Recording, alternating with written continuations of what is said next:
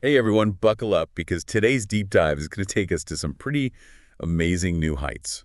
Literally, we're talking about the future of flight and no, not supersonic jets or flying cars. Those will be pretty cool too. We're going way smaller and way more sustainable. Get this, tiny aircraft, lighter than a ping pong ball, powered by nothing but the sun. And it's not just something out of a science fiction movie anymore. Researchers have actually pulled this off. They even published their findings in Nature, that pretty prestigious scientific journal. Oh, I know nature. So what they call this groundbreaking paper? They titled it Sunlight-Powered Sustained Flight of an Ultralight Micro-Aerial Vehicle. Catchy, right? Definitely attention grabbing. So they built a solar powered, what was it again? A micro-aerial vehicle, or MAV for short. We'll be saying that a lot today. An MAV. It is. Okay, so I think most of us have seen those tiny drones zipping around, right? Wow. Super cool. But they always seem to be tethered to a power source or have like, what, 5 minutes of battery life? And that, my friend, is exactly the hurdle these researchers wanted to overcome, that limited battery life. It's been the biggest thing holding back MAVs from reaching their full potential. Totally. Like, imagine trying to explore a massive cave with a flashlight that only stays on for 5 minutes, right? Not super useful. Yeah, not ideal at all. And it's been a major roadblock for using these things in fields like search and rescue or environmental monitoring, where you really need them to last for a while. All right, you need some serious stamina. Yeah. So how'd they tackle this battery life problem? Well, they really focused on three key things. Making the MAV incredibly lightweight, squeezing every ounce of efficiency out of its power system, and of course, harnessing the power of the sun. Okay, love that three-pronged approach. So how light are we talking here? Like paper airplane light? Lighter, actually. This MAV weighs a mere 4.21 grams. Hold up, 4.21 grams. What is that, like less than a nickel? You got it. Less than a nickel. And they achieved this using a bunch of super strong, crazy, lightweight materials. Think carbon fiber for the frame and these thin film solar cells to soak up all those sun rays. Smart. Because they're not just lifting the MAV itself, right? Yeah.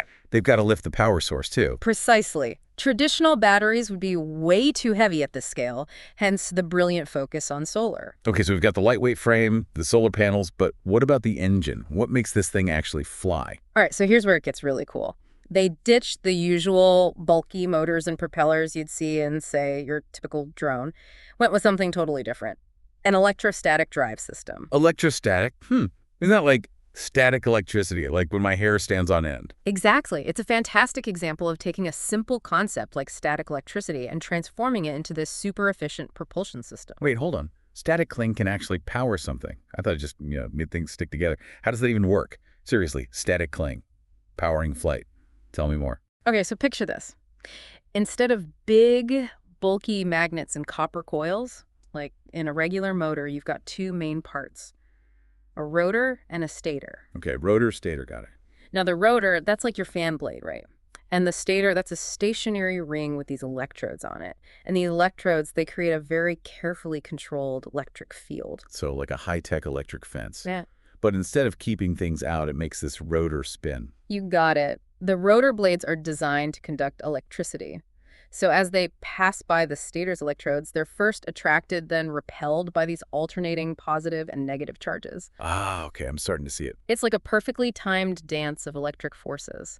And all that pushing and pulling, it propels the rotor around and generates thrust. That's so cool. But wouldn't you need like a ton of electricity to make a force strong enough to actually lift something? Yeah. Especially with such a lightweight design? That's the genius part. They use a special type of electrostatic motor. It operates at high voltage, but with really low current. High voltage, low current. Okay, now remind me again why that's so important for this MAV. All right, think of it this way. Voltage, that's like the pressure pushing the electricity through the system. And current, that's the amount of electricity flowing through. Okay, I think I'm following. So high voltage, that gives the motor the oomph to really spin that rotor, but the low current means it's sipping energy, not gulping it down. Perfect for a device running on sunshine. So it's all about like maximizing power, but minimizing energy use. Very clever. Efficiency is key here. Speaking of which, the paper mentioned something called, get this, electric brushes. Are we talking tiny paint brushes for electrons now? Not quite, haha, although I like the imagery. Electric brushes in this context, they're more like tiny flexible contacts. They bridge the gap between the spinning rotor and that stationary stator we talked about. Okay, so they're like the connection point. Yep. Constantly supplying the rotor with that electric charge it needs to keep spinning. And a key thing, they do this while minimizing friction. So it's like a tiny electric relay race. I love it. But even with the most efficient motor in the world, we got to admit, the sun, well, it's not exactly the most consistent energy source, is it? Very true. Cloudy days happen to the best of us. So how'd they address that fluctuation in energy? All right, well, this is where their miniaturized power system really shines. And more specifically, a component called a Cockcroft-Walton voltage multiplier. Oh, what? Say that again, slowly this time. Cockcroft-Walton voltage multiplier. You sure that's not just a made-up word? I promise it's real. But yeah, it's a mouthful. Just think of it like a mini power plant, okay? It takes that relatively low voltage the solar panel produces and boosts it up to the high voltage that electrostatic motor needs. Okay, I'm picturing a tiny little power plant chugging away. Got it. And get this. They managed to fit this entire voltage multiplier into a package smaller than a fingernail? No way. Yeah. That's some seriously impressive miniaturization. I'm kind of starting to feel like we're talking about a spy gadget, not a research paper. Yeah. But, okay, miniaturized power plant aside, did this thing actually fly? Yeah. Okay, so it's tiny, it's solar-powered, it's got this whole static cling thing going on. But the big question is, did it actually get off the ground? It did. This little MAV, it achieved sustained untethered flight. Get out. You're kidding. No strings attached, just like soaring on sunshine. Soaring on sunshine. That's a great way to put it. And we're not just talking about a quick, hop in the lab. This MAV stayed airborne under natural sunlight. Okay, wow. That is seriously impressive. This isn't just a cool engineering feat anymore. This is like a real game changer. It's like the Wright brothers moment, but for, micro-robotics. Yeah. But okay, getting it to fly is one thing, but were they able to optimize its performance at all? Absolutely. The researchers, they weren't content with just getting it airborne. They really dug deep, experimented with different design factors to, get every ounce of performance out of this little flyer. I love that, squeezing out all the performance. So what kind of things did they tinker with? One of the key areas they looked at was actually propeller size. Propeller size, I'd figure. Bigger propellers, more lift, right? You'd think so, wouldn't you? But it turns out it's not always that simple, especially when you're dealing with something as tiny and power conscious as this MAV. Okay, so what they find? What's the magic formula for micropropeller efficiency? They actually found that smaller propellers were the way to go, more energy efficient for this particular design. Really? Smaller's better in this case. Why is that?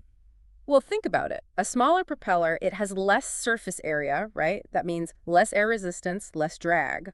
And ultimately, that translates to less energy needed to spin it up to speed. It all comes back to energy efficiency, doesn't it? It's amazing how such a small detail can have a huge impact. It really speaks to the ingenuity that goes into designing these micro-scale systems. So, big picture now. What are you most excited about when you think about the potential for this technology? Oh, where do I even begin? The possibilities they're pretty mind-blowing. Just imagine swarms of these tiny sun-powered robots monitoring crops. Like little flying farmhands. Exactly. They could identify signs of, say, disease or stress in a field even before they're visible to the human eye. Wow. That would be a game changer for farmers. No more relying on, expensive aerial surveys or time-consuming ground inspections. Exactly. And that's just one application. Think about infrastructure. Ooh, infrastructure. Okay, give me an example. Well, imagine these MAVs flying along those miles and miles of pipelines or power lines.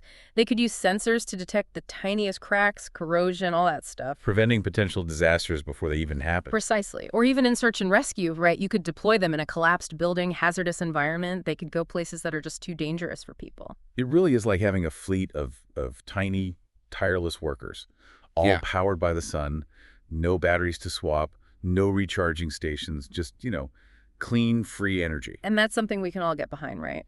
Absolutely. I don't know about you, but this deep dive, it's really opened my eyes. It's not just about incremental improvements anymore. It's like a fundamental shift in what's possible. And the best part, we're just at the beginning. This technology, it's only going to get more and more amazing. So the next time you see a beam of sunlight, don't just think about it as warmth. Think about the incredible potential it has to power the future of flight and so much more.